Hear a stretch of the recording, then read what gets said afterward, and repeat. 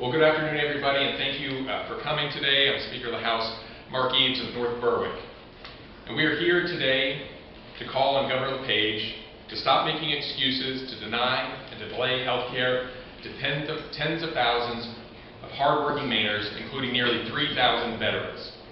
Veterans like Tom Tasek of Portland, who served our country in the Navy and now needs health care that the VA just doesn't cover anymore.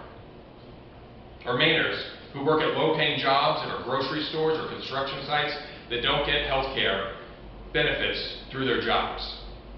Like Marie from Bangor, who can only work part-time because of her illness. She is forced to choose between paying for a medicine, putting food on the table, or gas in her car. Earlier this year, the legislature passed a bipartisan measure to accept federal health care dollars to cover veterans like Tom and Mainers like Marie. Governor LePage vetoed it, and he was wrong.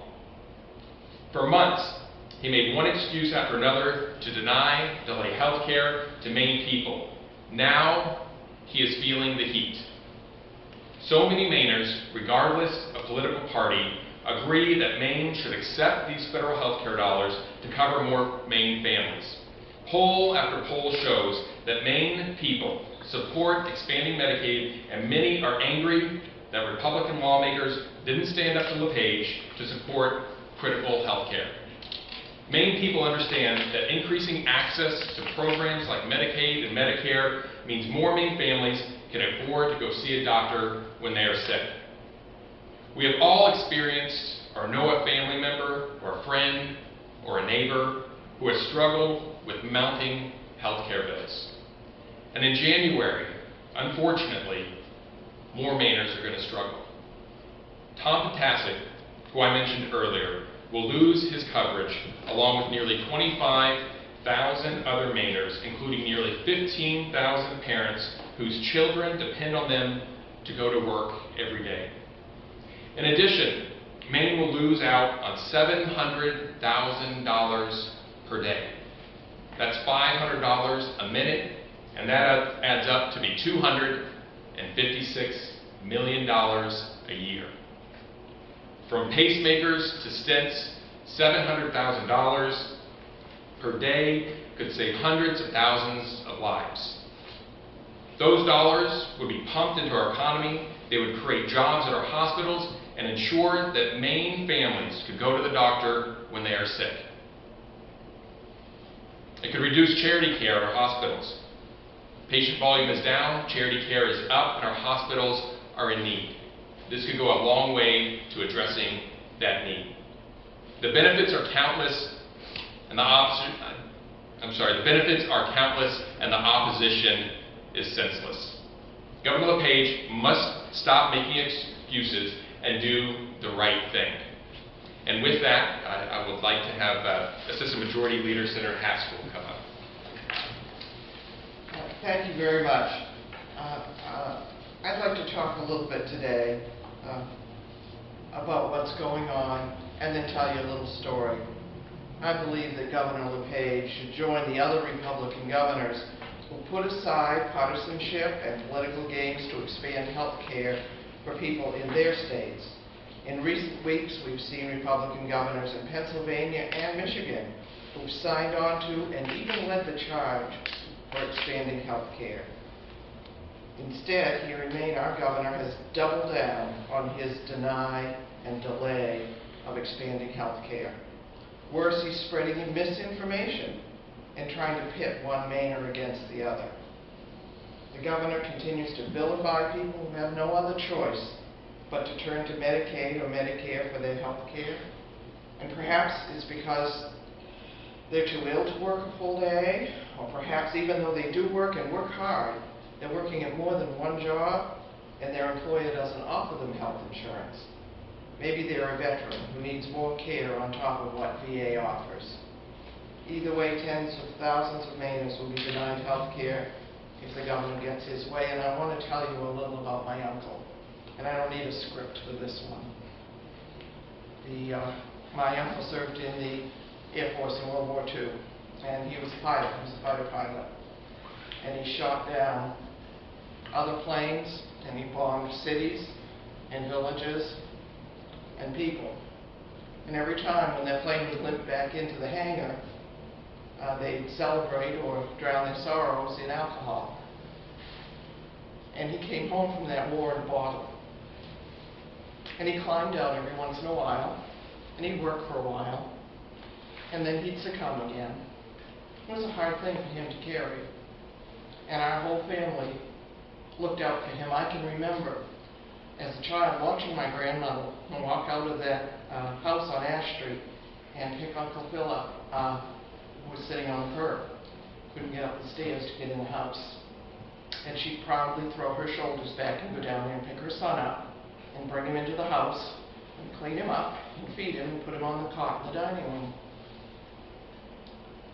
Our family didn't turn our backs on him because he drank. He was a sick man, and he needed help, and he needed health care. We didn't turn our back on him. And I don't know why this governor thinks that he can pick and choose who should and shouldn't get health care. Governor and I both have health insurance. In fact, we probably both have health insurance from the state. For some reason, he thinks if you drink or smoke and that you maybe don't deserve to see a doctor. What about if you're overweight or you wear glasses? Or who is he or government to decide who does and doesn't get health care? I believe that I or anybody else has the right to deny, that nobody has the right to deny health care to someone because they're sick. I don't want to live in a state where we turn our back on people. It's time for this governor to stop making excuses and stop dividing our state and join what doctors, hospitals, business communities, and our neighbors know, that expanding health care to Maine people is the economic right thing to do, and it's the moral thing to do as well. I know that personally. And we'll be glad to answer questions for you.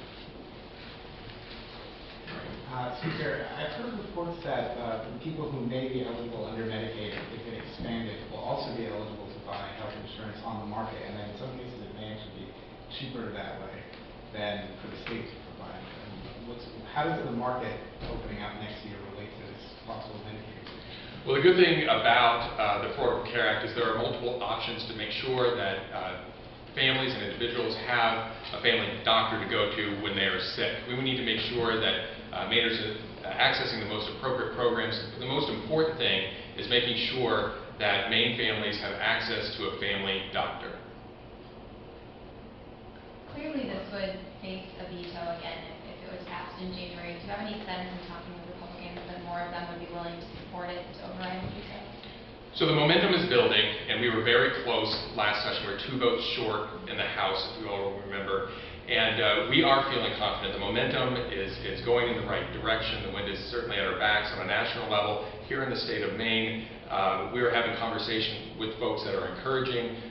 This needs to happen. And I think that the fact that the rhetoric that you're hearing out of the governor is an indication of him feeling the heat for a very poor decision.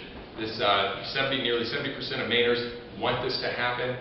And desperate people do very desperate things, and they say desperate things. And I think yesterday's press release is an example of just that. He's taking the heat. He's doubling down, as Senator Haskell said, on a very poor decision for our state. So I think in terms of what this is going to take to get over the hump to make sure that 70,000 people, 3,000 veterans get health insurance, we are going to pursue that. We'll never stop fighting for health care. We're going to make sure that we're doing everything that we can to make that a reality. And again, in January, 25,000 Mainers are going to lose their health care. That's a big deal to a lot of people. Mr. Speaker, tomorrow we know the governor's going to go deliver some payments to hospitals, and I think their argument's going to be, we just managed to pay off this debt that we've owed since 2009. Is now really the time to be expanding that system? So the good news about the opportunity that we have from the federal government is that it's going to save the state money. The governor's accusations that it's going to cost more than it saves are wrong. And that's a very important detail. The state of Maine is one of a few states in the nation that is actually going to see the savings in their state budget if they make this decision. So it is a missed opportunity that is going to hurt our economy. It's going to hurt families that can't access doctors when they're sick. It's a poor decision. The governor's feeling heat from it. And we have to recognize it's a good day that we can have tomorrow, and we're glad that the governor joined the effort to pay back the hospitals, but it just leaves the job half done. If we stop there, we're going to end back right back in the same situation that we were before. We really have to address the charity care that exists within our hospitals. We need to address the cost drivers, and this is one step that we could take very quickly that would go a long way. Mr. Speaker, where's the Maine Hospital Association on Medicaid expansion? Obviously, they will probably have something to say after the governor's press conference tomorrow. They're obviously not here today. That's not reflective of their support of this bill. The hospitals have the most to gain out of anybody from this. We've seen the headlines of job losses at our hospitals, even with the anticipation of this injection of money. They have everything to gain. We anticipate hospitals being at the forefront of this. The CEOs that I've talked to want this to happen.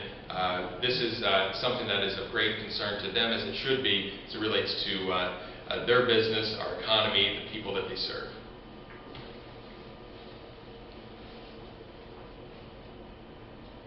Anybody else? Great. Scott? Will you take an off-topic question today? Sure, absolutely. Last session, there was a couple bills that moved through that would have put Maine into the category of doing some private gun show background checks and some universal background checks. Any thoughts on where we go in 2014 with those bills, given yesterday's situation in Washington? I'm glad to jump into that one. I'll tell you that people here in the state of Maine care about gun safety. I think it's important to them. It's a value that we all hold, whether we're gun owners or not gun owners. And I think that there will be bills that will come forward. It's hard to imagine that the events of the last year won't precipitate bills.